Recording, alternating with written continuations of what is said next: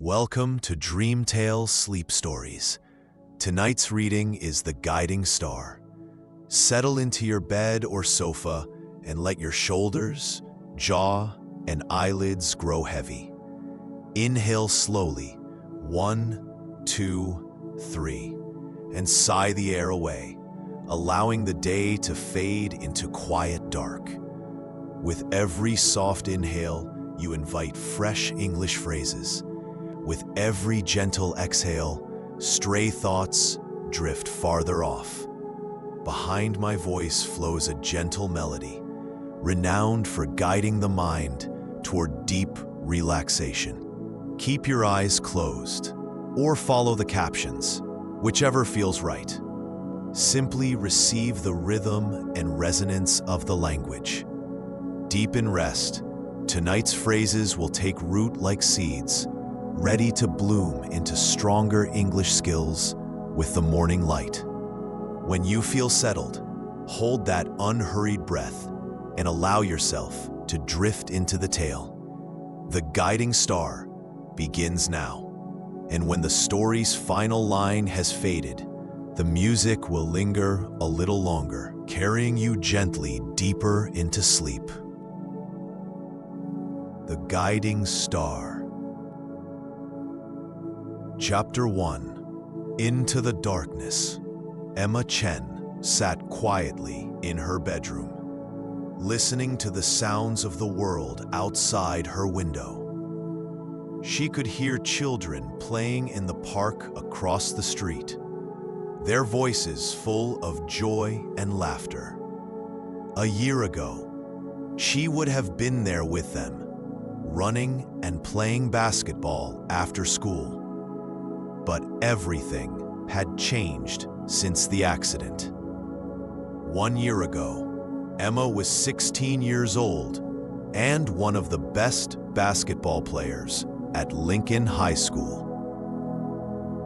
She was tall, quick, and had many friends. Everyone liked her bright smile and positive attitude. She planned to get a basketball scholarship to college and maybe even play professionally someday.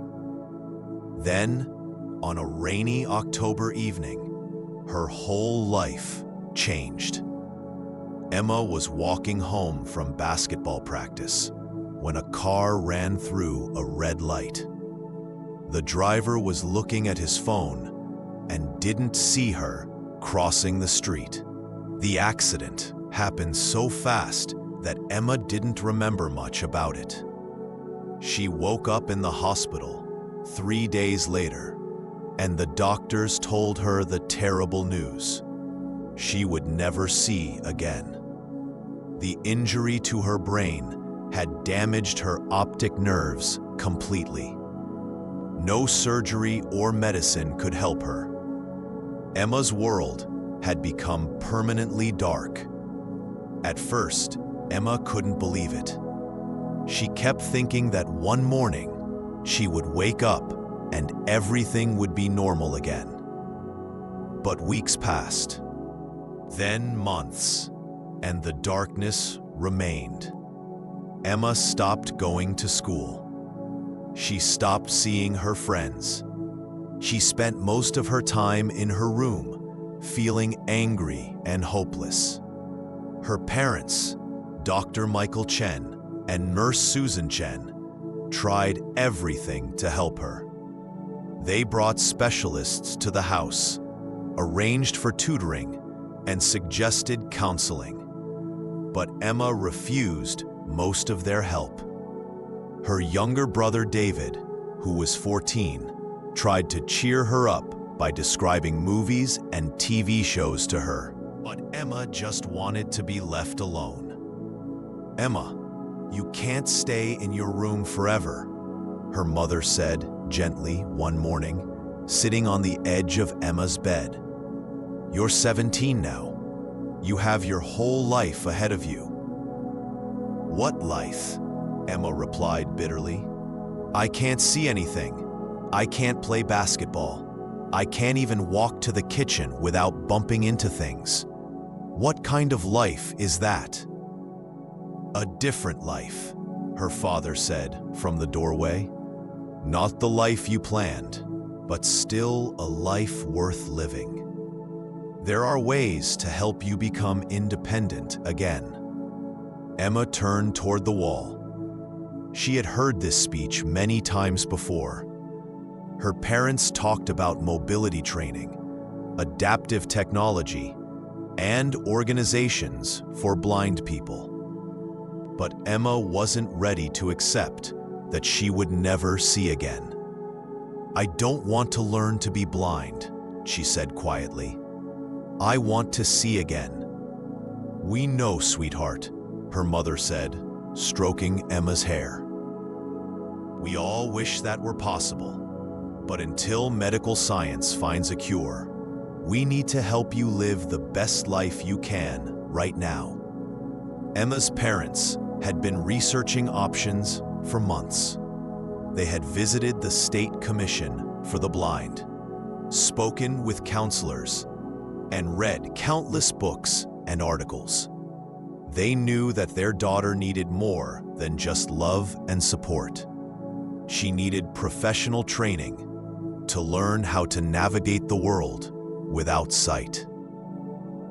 One organization they had contacted was the Golden State Guide Dog Foundation, located about an hour away from their home. The foundation trained guide dogs and taught blind people how to work with them. Dr. Chen had spoken several times with the director, Mr. Carlos Rodriguez, who had been very encouraging.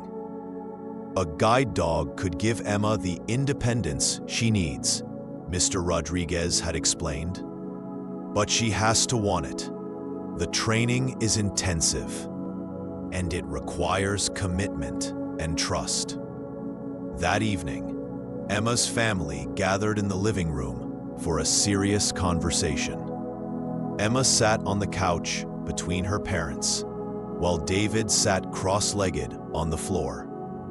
Emma, her father began carefully, we want to talk to you about something that might help you feel more confident and independent. Is this about the guide dog thing again? Emma asked with a sigh. Yes, it is, her mother said. We've been in contact with the Golden State Guide Dog Foundation. They have a wonderful program that could teach you to work with a trained dog who could help you move around safely. I don't want a dog, Emma said immediately. I've never even had a pet. That's exactly why this could be good for you, David said excitedly. Dogs are amazing, Emma. They're loyal and smart, and they can be trained to do incredible things. David's right, their father said. Guide dogs are not just pets. They're working partners. They're trained for years to help their handlers navigate obstacles, find doors, avoid dangers, and move around safely. Emma was quiet for a long moment. The idea of depending on an animal felt strange to her. She had always been independent and self-reliant, but lately, she felt helpless and frustrated most of the time. What would I have to do? She asked reluctantly. Star, find the kitchen, Emma said, and Star led her directly to the right room. Star, find the stairs, she said next, and Star guided her to the staircase leading to the second floor. Emma was amazed by how quickly Star learned the layout of their home. By the end of the day, he could guide her to any room she requested. That evening, the family sat together in the living room, with Star lying contentedly at Emma's feet. What's it going to be like when you go back to school? David asked. I don't know yet, Emma admitted. Mr. Rodriguez said there will be some challenges, but Star and I can handle them. When do you think you'll be ready to start classes again? Her mother asked gently. Emma thought about this. She had been out of school for almost a year, and the idea of returning still felt intimidating.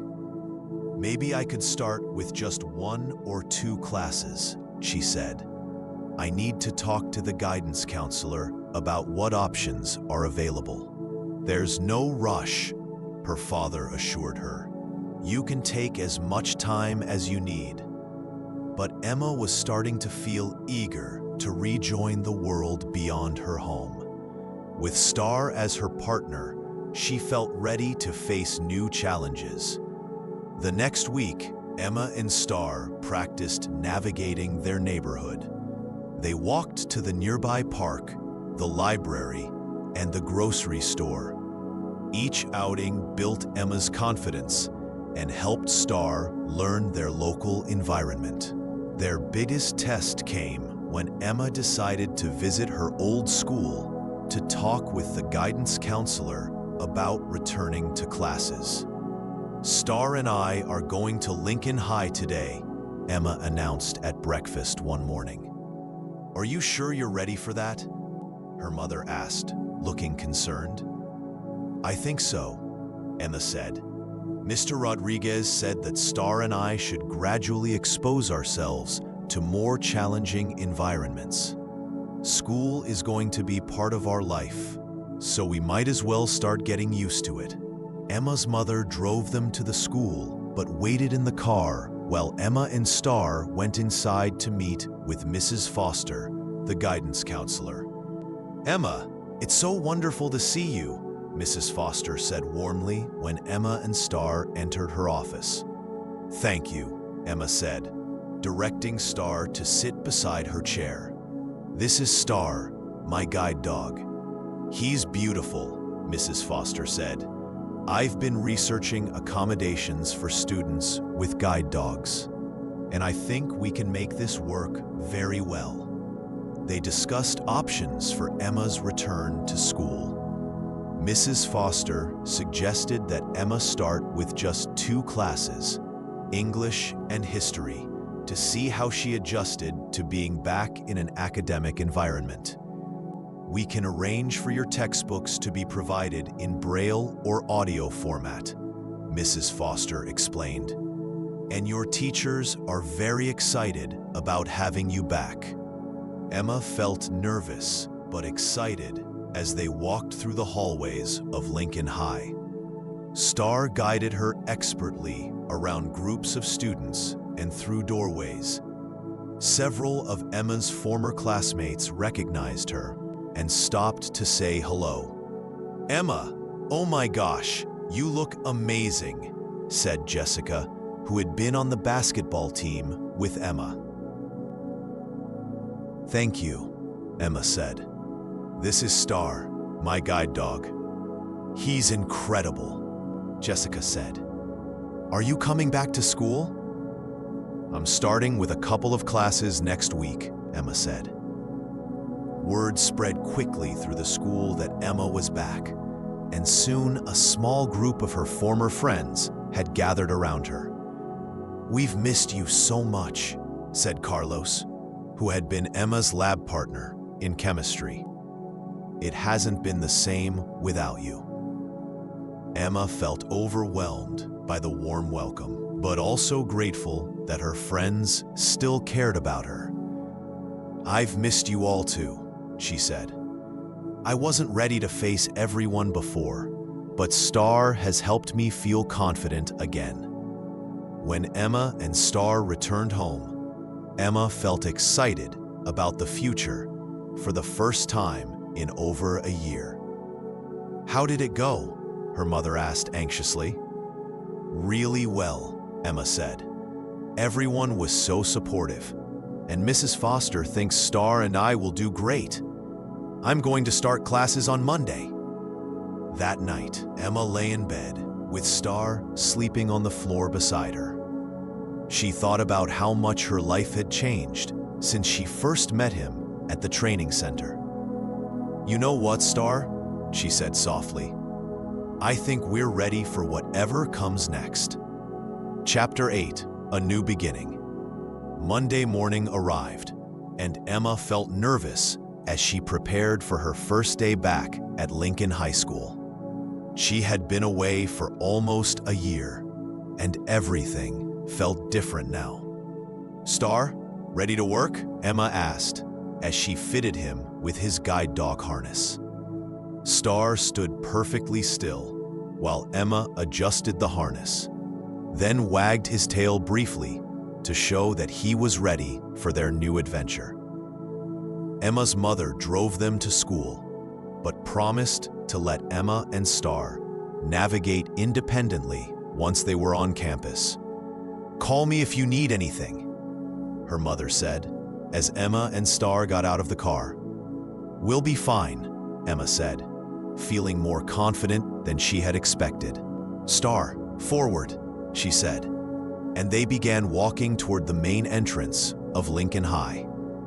Emma could hear the familiar sounds of a busy school morning.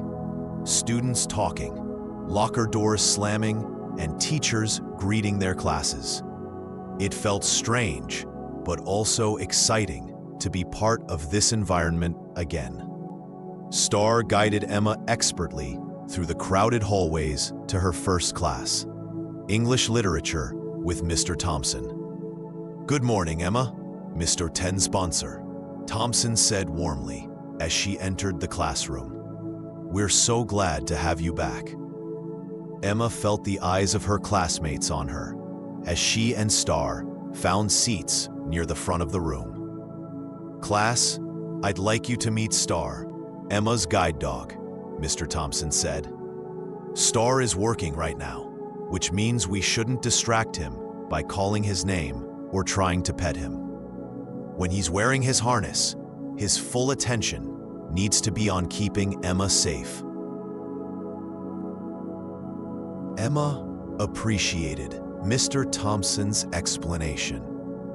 She had been worried about how to handle her classmates' curiosity about Star. The English class went smoothly. Emma had her textbook in Braille and was able to participate in the discussion about the novel they were reading.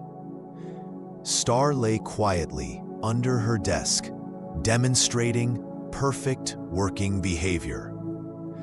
Between classes, several students approached Emma to welcome her back and ask questions about Star.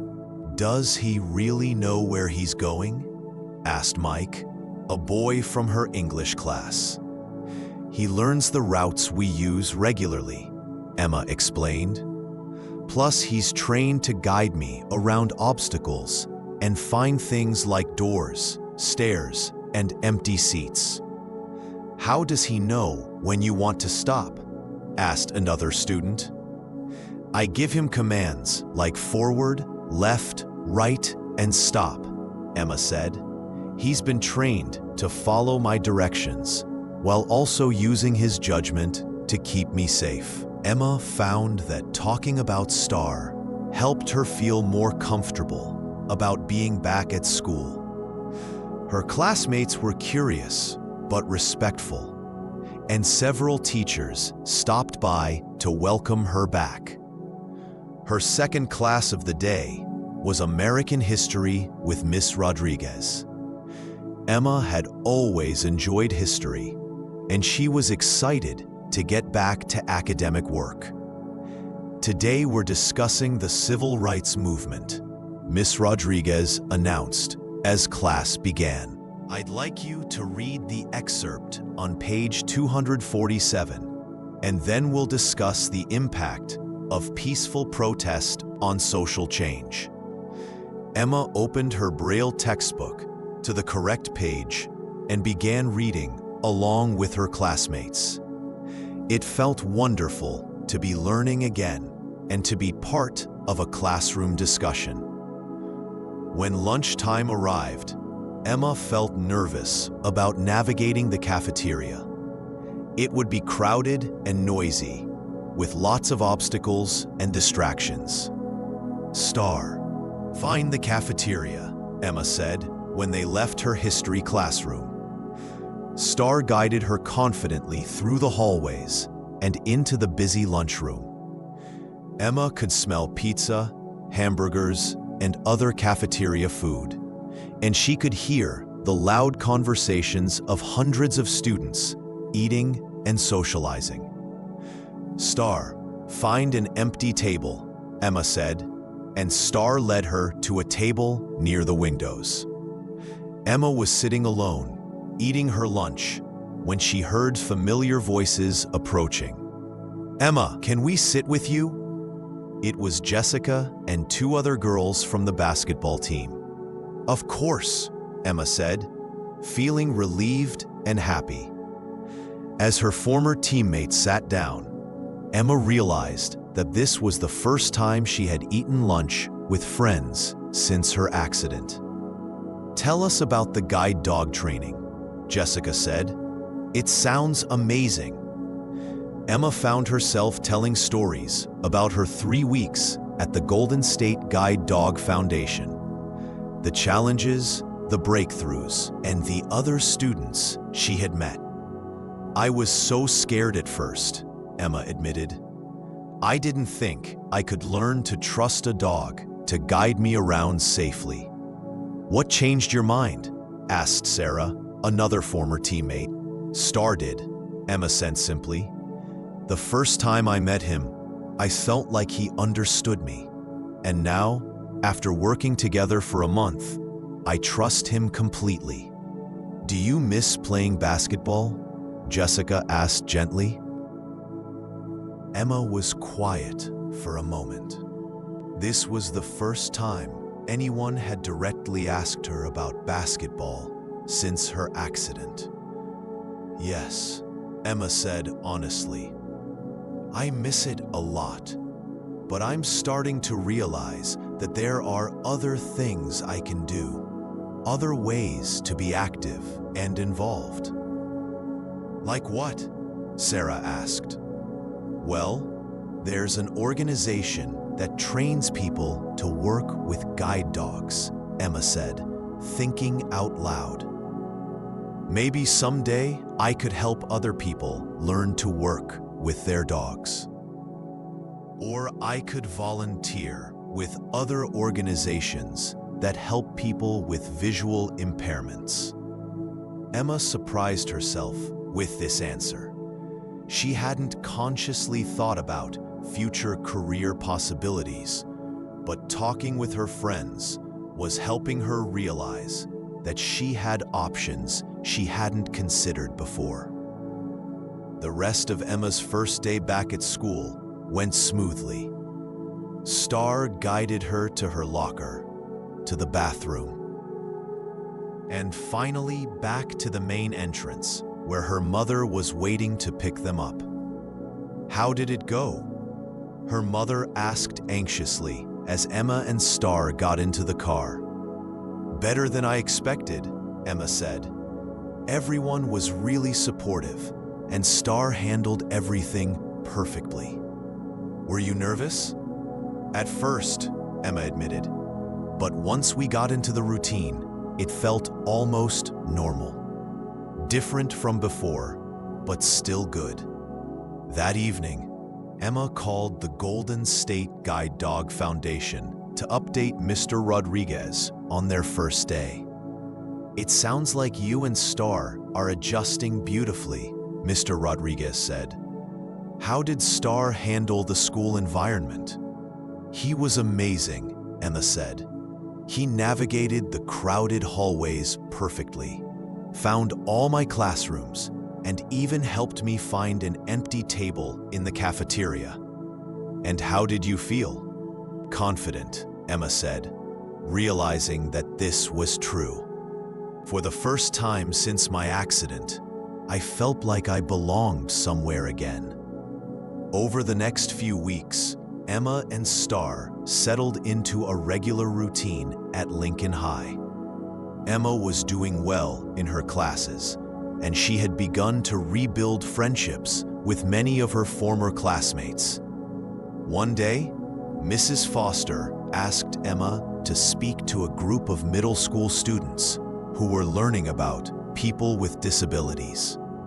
"Would you and Star be willing to talk to them about guide dogs and what your life is like now?" Mrs. Foster asked. Emma agreed, and the following week, she and Star visited Roosevelt Middle School. "My name is Emma, and this is Star," she told the group of curious sixth graders. "A year and a half ago, I was in an accident that caused me to lose my sight." Emma told them about her initial despair, her decision to get a guide dog, and the training process she had gone through with Star. "The most important thing I learned," Emma concluded, "is that losing my sight didn't end my life. It just meant I had to learn new ways to do things." The students asked dozens of questions about Star's training, what it was like to be blind, and how Emma had learned to trust her guide dog. "Are you sad that you can't see anymore?" one boy asked. "Sometimes," Emma said honestly. "I miss being able to see my family's faces and sunsets and other beautiful things. But I've also learned that there are many ways to experience the world besides sight. I've become much better at listening, and I appreciate textures and smells and sounds in ways I never did before." "Do you wish you could still play basketball?" a girl asked. "I do miss basketball," Emma said, "but I've discovered that there are other things I'm passionate about. I'm thinking about studying special education in college so I can help other people who are adjusting to disabilities." After the presentation, several teachers approached Emma to thank her for speaking so openly and positively about her experience. "You're going to inspire a lot of people," they said, one teacher told her. Driving home, Emma reflected on how much her perspective had changed. 6 months ago, she had seen her blindness as the end of her dreams. Now she was beginning to see it as the beginning of a different but equally meaningful path. "What do you think, Star?" she asked, reaching back to pat his head as he sat calmly in the back seat. "Ready for whatever comes next?" Star's tail thumped against the seat, and Emma smiled. Together, she and Star had not only learned to navigate the physical world, they had found their way back to hope, purpose, and connection with others. Emma realized that the most important guidance Star provided wasn't just helping her avoid obstacles and find her way around buildings. He had helped her find her way back to herself and to a life filled with possibilities she was only beginning to discover. The future was still uncertain, but with Star by her side, Emma felt ready to face whatever challenges and adventures lay ahead. She had learned that courage isn't about not being afraid. It's about being afraid and moving forward anyway. And with Star as her guide, Emma knew she would keep moving forward, one confident step at a time. First, you would visit the foundation to meet with the trainers and see if you're a good candidate for the program, her mother explained. If they accept you, you would spend about 3 weeks there, learning to work with your assigned dog. 3 weeks away from home? Emma asked, feeling nervous. "We would visit you regularly," her father assured her. "And Mr. Rodriguez says that families are encouraged to be involved in the process." Emma thought about it. She had been hiding in her house for almost a year now. Maybe it was time to try something different, even if it scared her. "Okay," she said finally. "I'll try it. But if I don't like it, I'm coming home." "That's all we ask," her mother said, hugging her tightly. "Just give it a chance." Chapter 2. A new hope. 2 weeks later, Emma and her parents drove to the Golden State Guide Dog Foundation. Emma felt nervous as they pulled into the parking lot. She could hear dogs barking in the distance and the sounds of people talking and walking around. "It sounds busy here," Emma said, gripping her white cane tightly. "Mr. Rodriguez said they have about 40 dogs in training at any time," her father explained as he helped her out of the car. "They also have a veterinary clinic and several different buildings." A warm voice called out to them. "You must be the Chen family. Welcome to Golden State." Emma heard footsteps approaching, and then a man's voice spoke directly to her. "Hello, Emma. I'm Carlos Rodriguez. We spoke on the phone with your parents, but I'm very happy to finally meet you in person." "Hi," Emma said quietly, feeling shy. "I know this might feel overwhelming," Mr. Rodriguez said kindly, "but I want you to know that we're here to support you every step of the way. Would you like me to give you a tour of the facility?" As they walked around the grounds, Mr. Rodriguez described everything they were seeing. There were several buildings: the main training center, the dormitories where students stayed during their training, the dining hall, the veterinary clinic, and the kennels where the dogs lived. "We currently have 12 students in our program," Mr. Rodriguez explained. "They range in age from 18 to 75. Some lost their sight recently, like you, and others have been blind since birth."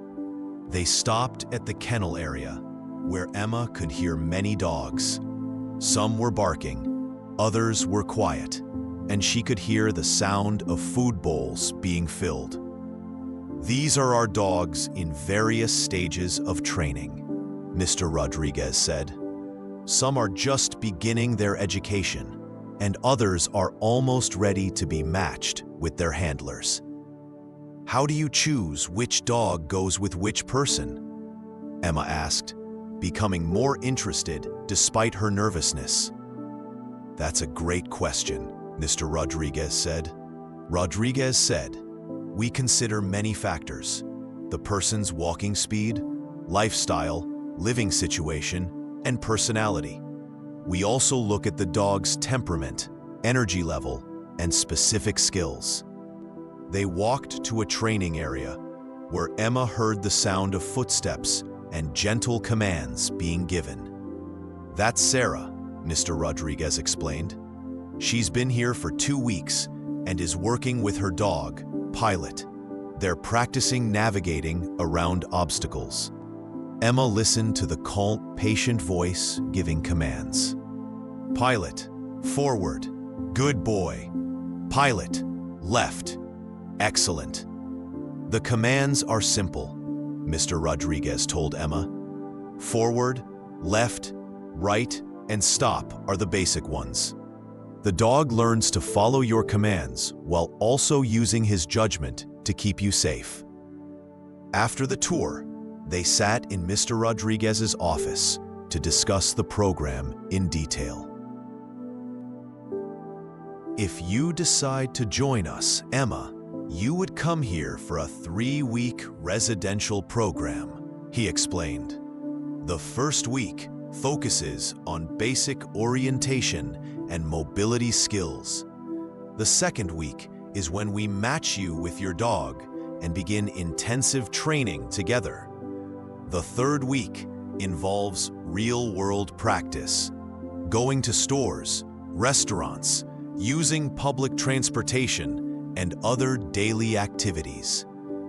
"What if the dog and I don't get along?" Emma asked. "That's very rare," Mr. Rodriguez said. "We're very careful about our matching process. But if there were serious compatibility issues, we would find you a different dog. Our goal is to create partnerships that last for the dog's entire working life, which is usually 8 to 10 years. Emma's mother asked about the costs and logistics, while Emma continued to listen to the sounds around them. She could hear other students talking and laughing, dogs playing in a yard somewhere, and the general activity of a busy, purposeful place. "Would you like to meet a few of our dogs who might be suitable matches for you?" Mr. Rodriguez asked. Emma nodded, though she felt nervous. They walked to a special meeting room where prospective handlers could interact with potential partners. The first dog was Bruno, a large German shepherd. He was calm and gentle, but Emma felt overwhelmed by his size. The second dog was Bella, a smaller Labrador retriever, who was very friendly but seemed too energetic for Emma's quiet personality. Then, Mr. Rodriguez brought in a golden retriever named Star. Star is 2 years old and has just completed his advanced training, Mr. Rodriguez said. He's intelligent and focused, but he also has a gentle nature. He can be a little stubborn sometimes, but that's often good in a guide dog. It means he'll think for himself when necessary. Star approached Emma calmly and sat beside her chair. When she reached out her hand, he gently nudged it with his nose and then rested his head near her arm. "He likes you," Mr. Rodriguez observed. "Star doesn't warm up to everyone immediately."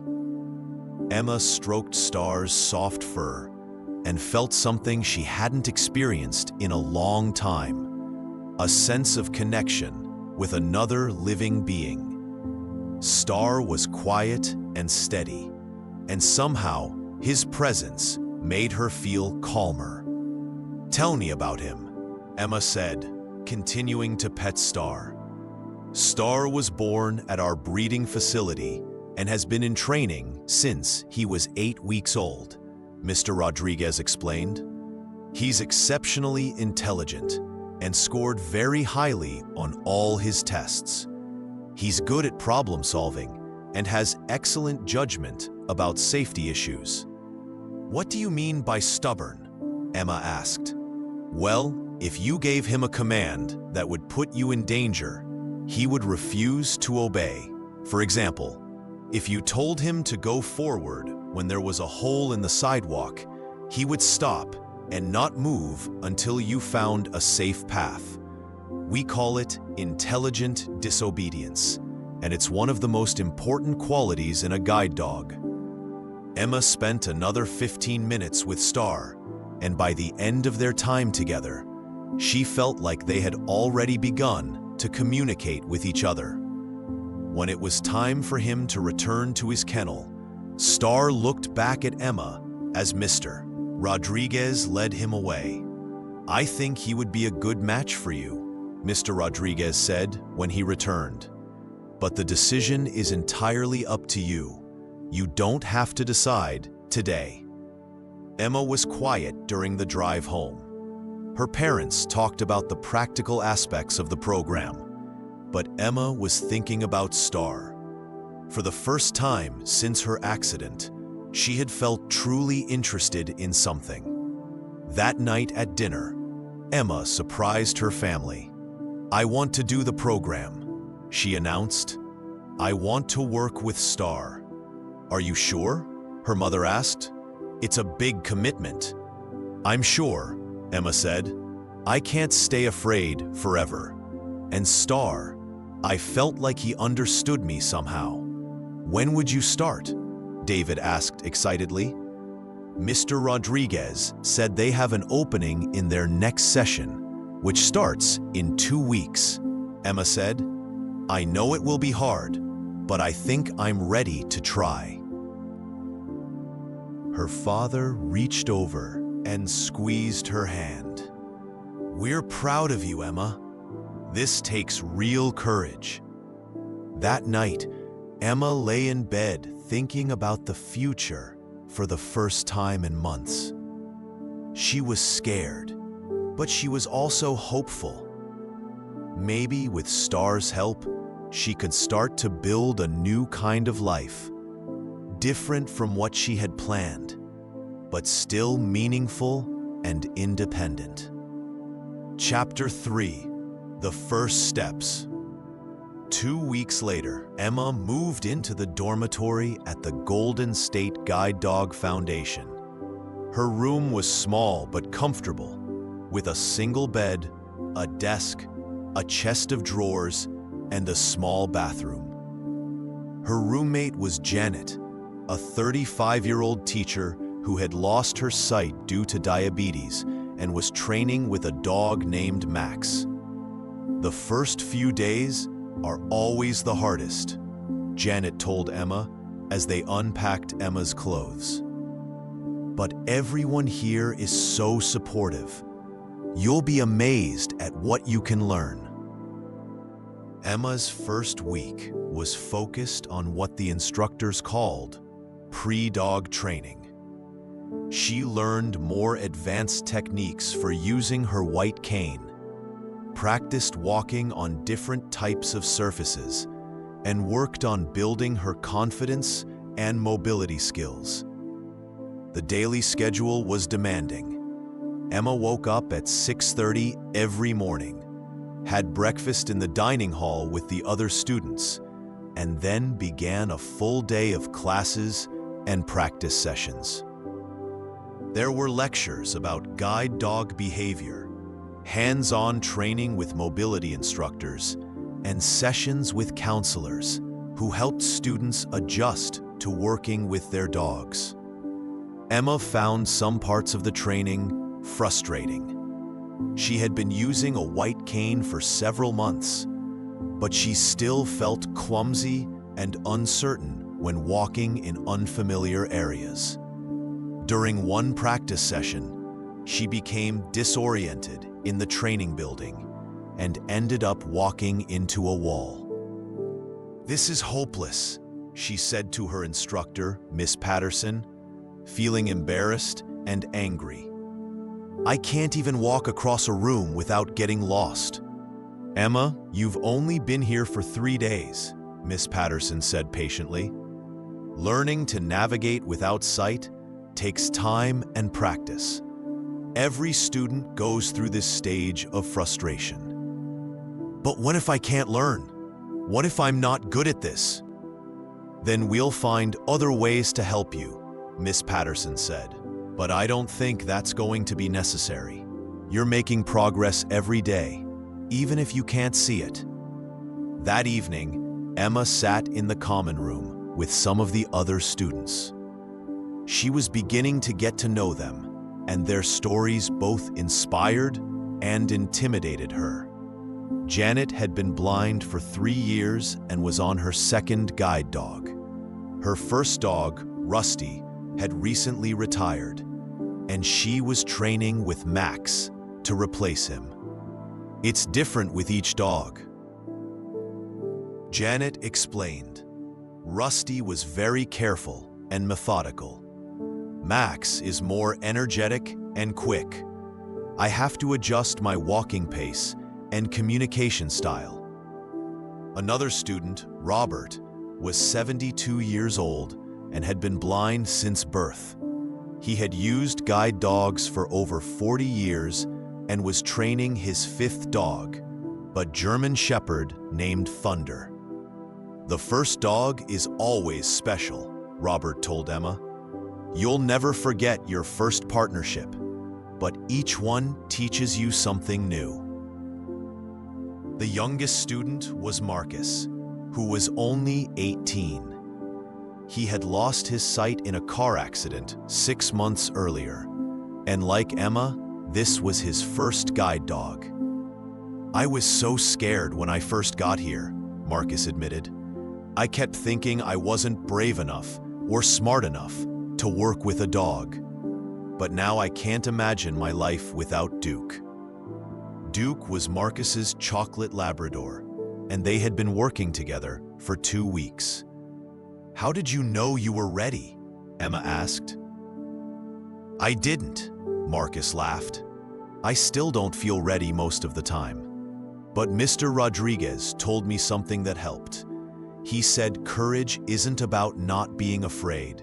It's about being afraid and doing it anyway. At the end of Emma's first week, Mr. Rodriguez called her into his office. "How are you feeling about everything?" he asked. "Nervous," Emma admitted, "but also excited. When do I start working with Star?" "Tomorrow," Mr. Rodriguez said with a smile. "Are you ready to meet your partner?" End. Chapter 4. Meeting Star. The next morning, Emma felt more nervous than she had in weeks. After breakfast, she met Mr. Rodriguez and Ms. Patterson in the training room where she had first met Star. "Today, you and Star will begin learning to work together," Ms. Patterson explained. "At first, we'll focus on very basic commands and getting you both comfortable with each other." When Mr. Rodriguez brought Star into the room, the dog went directly to Emma and sat beside her chair, just as he had during their first meeting. "Hello, Star," Emma said softly, reaching out to stroke his head. Star's tail wagged, and he leaned slightly against her leg. "He remembers you," Mr. Rodriguez observed. "That's a very good sign." Emma was fitted with Star's special harness and handle. The handle was rigid and allowed Emma to feel Star's movements and reactions as they walked together. "The harness is Star's signal that he's working," Miss Patterson explained. "When it's on, he knows to focus completely on guiding you safely. When it's off, he can be a normal, playful dog." Their first training session was simple. Ms. Patterson walked alongside Emma and Star, giving instructions and corrections as they practiced basic commands. "Tell Star to go forward," Ms. Patterson instructed. "Star, forward," Emma said, and immediately felt the dog begin to move. The sensation was strange but exciting. She could feel Star's rhythm and pace through the harness handle. "Good. Now tell him to stop." "Star, stop." Star halted immediately, and Emma felt impressed by his instant obedience. They practiced moving forward, stopping, turning left and right, and finding doors and stairs. At first, Emma felt awkward and uncertain. She wasn't sure how much to trust Star's judgment, and she found herself gripping the handle too tightly. "Relax your grip," Ms. Patterson coached. "Star needs to feel that you trust him. If you hold the handle too tightly, you'll interfere with his natural movements." After an hour of practice, Emma was exhausted but exhilarated. For the first time since her accident, she had walked confidently through an unfamiliar space without bumping into anything or feeling lost. "How did that feel?" Mr. Rodriguez asked as they took a break. "Amazing," Emma said, kneeling down to hug Star. "It felt like I was walking normally again." "You were," Ms. Patterson said. "Star was your eyes, guiding you around obstacles and helping you navigate safely." Over the next few days, Emma and Star's training became more advanced. They practiced walking up and down stairs, navigating around obstacles, and finding specific locations like doors, elevators, and chairs. Emma was amazed by Star's intelligence and dedication. He seemed to anticipate her needs and was always alert to potential dangers. When they encountered an obstacle, like a low-hanging branch or a hole in the sidewalk, Star would stop and position himself to guide Emma safely around it. But the training wasn't always smooth. Sometimes, Emma gave unclear commands, and Star would become confused. Other times, Emma would try to force Star to go in a direction that wasn't safe, and he would refuse to move. During one particularly frustrating session, Emma was trying to direct Star to a door that was on their right. But instead of saying, "Star, right," she kept pulling on the handle and saying, "Go that way." Star stopped moving and sat down, clearly confused by the mixed signals he was receiving. "I don't understand why he won't listen to me," Emma said, feeling frustrated. "He is listening," Miss Patterson explained, "but you're not communicating clearly with him. Star needs specific verbal commands, not physical pulling or vague directions." "Try again," Mr. Rodriguez encouraged. "Think about exactly what you want Star to do, and then give him the appropriate command." Emma took a deep breath and relaxed her grip on the handle. "Star, right," she said clearly. Immediately, Star stood up and guided Emma to the door she had been trying to reach. "Excellent," Miss Patterson said. "You see, when you communicate clearly and trust Star to do his job, everything works smoothly." That evening, Emma called her parents to tell them about her progress. "I can't believe how smart Star is," she told them excitedly. "Today, we practiced going up and down stairs, and he positioned himself perfectly at each step to make sure I was safe." "We're so proud of you, Emma," her mother said. "You sound happier than you have in months." "I am happy," Emma realized. "I'm still scared sometimes, but I'm also excited about what I'm learning." "When can we meet Star?" David asked, having grabbed the phone from their parents. "Mr. Rodriguez said you can visit this weekend," Emma said. "I can't wait for you to meet him." After the phone call, Emma sat in the common room, with Star lying at her feet. She could feel his warm presence and steady breathing, and she realized that she was beginning to trust him completely. For the first time since her accident, Emma felt like she had a partner in facing the world's challenges. Chapter 5: Building the Bond. As Emma's second week of training progressed, her confidence grew stronger every day. She and Star were becoming a real team, understanding each other's signals and rhythms. One morning, they were practicing what the instructors called intelligent disobedience, situations where Star would need to refuse Emma's commands in order to keep her safe. Miss Patterson had set up an obstacle course with low ropes, holes covered by cardboard, and other potential hazards. Emma's job was to give Star normal walking commands, while Star's job was to guide her safely around the dangers.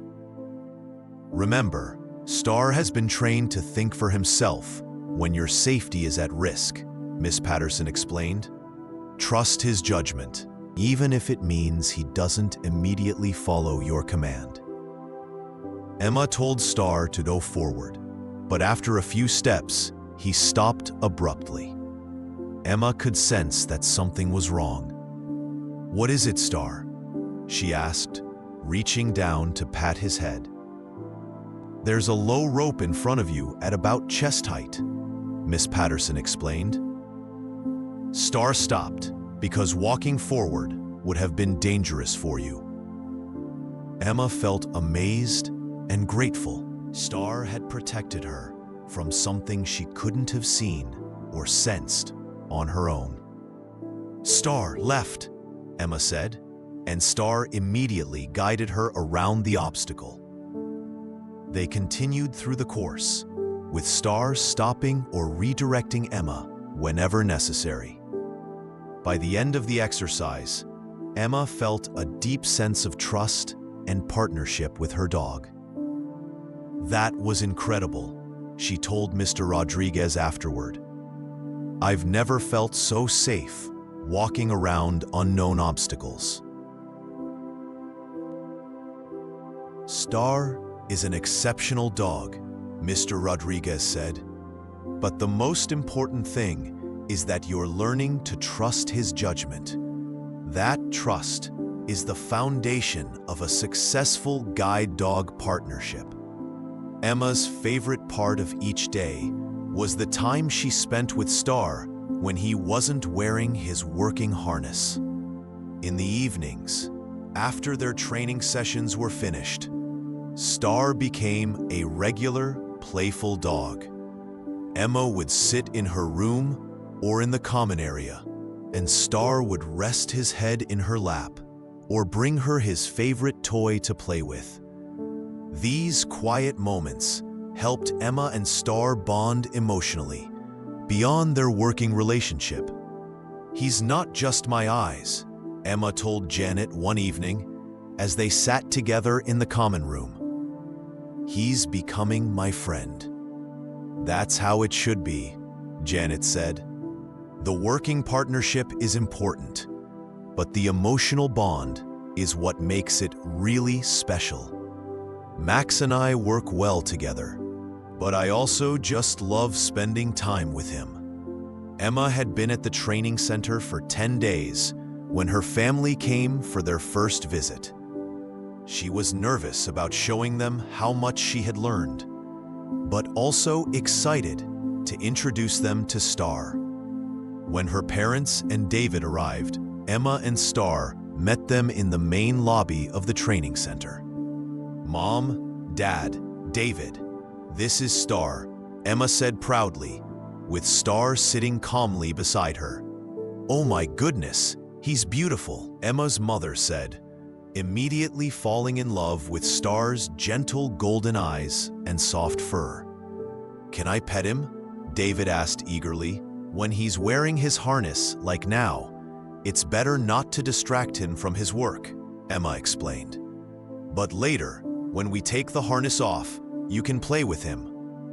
Emma gave her family a tour of the facility, with Star expertly guiding her through the buildings and grounds. Her parents watched in amazement as Emma navigated confidently through areas she had never been to before. "This is incredible, Emma," her father said, his voice full of emotion. "You look so confident and independent."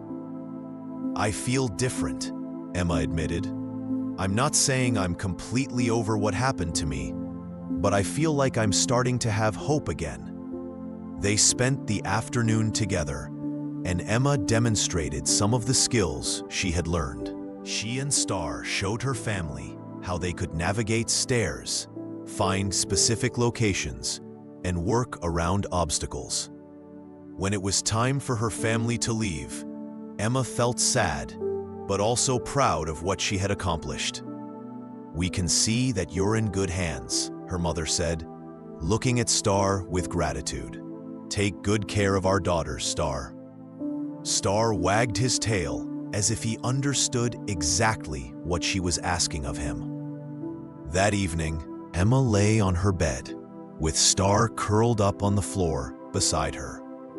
She thought about how much her life had changed in just 10 days. "You know what, Star?" she said softly, reaching down to stroke his fur. "I think we're going to be okay." Star's tail thumped against the floor, and Emma felt a sense of peace that she hadn't experienced since before her accident. Chapter 6. Real-world practice. Emma's third and final week of training focused on what the instructors called real-world practice. She and Star would leave the training center each day to practice their skills in actual public places, stores, restaurants, busy sidewalks, and public transportation. Their first outing was to a large grocery store. Emma felt nervous as they approached the automatic doors, but Star guided her confidently into the busy store. The goal today is for you and Star to navigate through the store, find the items on your shopping list, and complete a normal grocery shopping trip, Miss Patterson explained, walking alongside them. Emma pulled out the list, which was written in Braille, the skill she had learned during her months at home. She needed to find bread, milk, apples, and rice. Star forward, Emma said, and they began moving through the store. The grocery store was challenging because it was crowded with shoppers, shopping carts, and displays of merchandise. But Star navigated expertly around all the obstacles, stopping when people or carts blocked their path, and guiding Emma around end caps and promotional displays.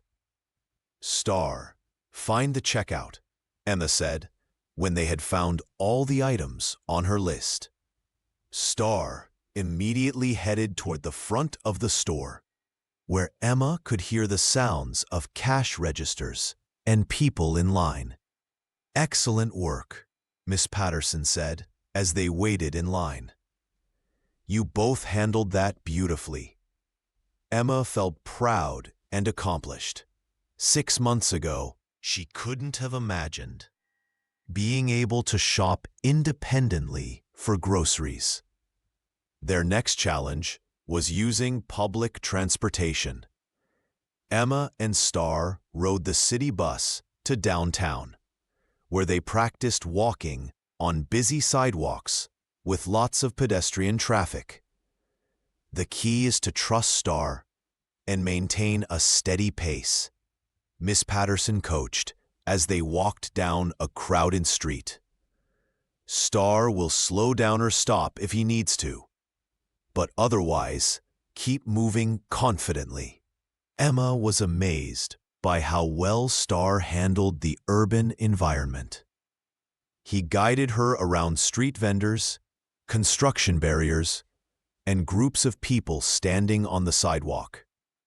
When they came to intersections, Star stopped automatically at the curb and waited for Emma's command to cross. How does he know when it's safe to cross the street? Emma asked. He doesn't, Miss Patterson explained. That's your job. You listen for traffic patterns and make the decision about when to cross. Star will guide you safely across once you give the command, but the traffic judgment is up to you. This was one of the most challenging aspects of guide dog work.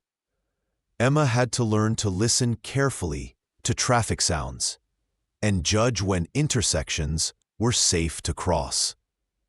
They practiced at several different intersections, with Emma learning to identify the patterns of traffic lights and the sounds of cars starting and stopping. Star forward, Emma said when she judged it was safe to cross a busy street. Star immediately stepped into the crosswalk and guided Emma quickly and safely to the other side. Perfect timing, Miss Patterson said. You're really getting the hang of this. On their third day of real-world practice, Emma and Star went to a restaurant for lunch. This presented different challenges, including navigating between closely spaced tables and chairs. Star, find a table, Emma said when they entered the restaurant. Star led her to an empty table near the window and positioned himself so that Emma could easily find the chair. He's amazing, the waitress said as she approached their table. I've never seen a guide dog work so smoothly. He's pretty special, Emma agreed, reaching down to pat Star's head. Eating at a restaurant required Emma to manage Star while also ordering food and interacting with the waitstaff. Star lay quietly under the table during the meal, demonstrating the calm, professional behavior expected of a working guide dog. After lunch, they visited a shopping mall, where Emma and Star practiced navigating escalators, finding specific stores, and working in a very crowded environment. "I can't believe how much I can do with Star's help," Emma told Miss Patterson, as they rode the bus back to the training center. "A month ago, I was afraid to leave my bedroom. Today we shopped, took the bus, ate at a restaurant, and went to the mall." "The difference isn't just Star," Miss Patterson pointed out. "You've also gained confidence and skills. Star is a wonderful guide, but you're the one making the decisions and controlling your movements." Emma realized that this was true. While Star provided essential guidance and safety, she had regained a sense of independence and control over her own life. That evening, Emma called her parents to tell them about her day. "I went grocery shopping by myself today," she said excitedly. "Well, with Star, but I found everything I needed and paid for it myself." "That's wonderful, Emma," her father said. "When are you coming home?" "This Friday," Emma said. "Mr. Rodriguez said Star and I are ready for the next phase of our training, which is learning to work together at home and in our regular environment." "We can't wait to have you both home," her mother said. After the phone call, Emma sat with Star in the common room, thinking about the future. She was excited to go home, but also nervous about returning to her old life with her new circumstances. "What do you think, Star?" she asked, stroking his fur. "Are you ready to see where we live?" Star's tail wagged enthusiastically, and Emma laughed. "I think you are," she said. Chapter 7. Going Home. On Friday morning, Emma packed her belongings and prepared to leave the Golden State Guide Dog Foundation.